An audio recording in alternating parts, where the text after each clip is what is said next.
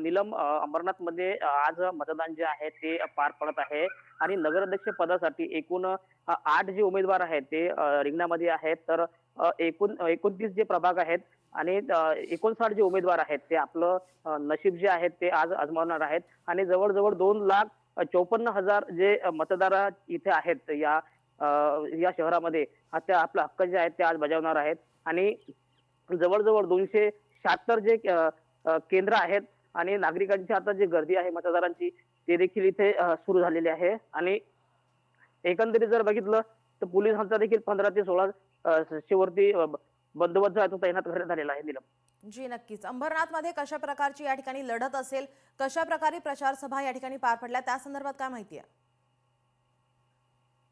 नीलम, इथं राज्याचे जे मुख्यमंत्री होते देवेंद्र फडणवीस यांची देखील जाहीर सभा झाली. त्यानंतर उपमुख्यमंत्री एकनाथ शिंदे यांची देखील जाहीर सभा झाली आणि इथे थेट लढत जी आहे ती शिवसेना शिंदे गट वर्सेस भाजपा हे जे आहे ते आमने-सामने उभे ठाकलेले आहेत आणि ही जी लढत आहे अत्यंत चुरस आणि सरसीची आहे आणि प्रतिष्ठेची जी आहे ती मानली जात आहे नीलम.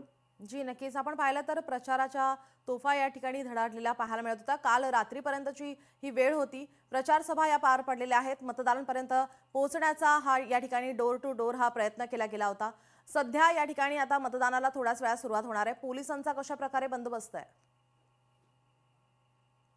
नक्कीच नीलम, जवळ-जवळ 1200च्या वरती पोलिसांचा जो बंदोबस्त आहे तो तगडा बंदोबस्त असा तैनात जो आहे तो या शहरामध्ये मतदान जे केंद्र आहेत जवळ-जवळ 276 त्या केंद्रावरती देखील पोलिसांचा बंदोबस्त जो आहे तो तैनात जो आहे तो करण्यात आलेला आहे नीलम.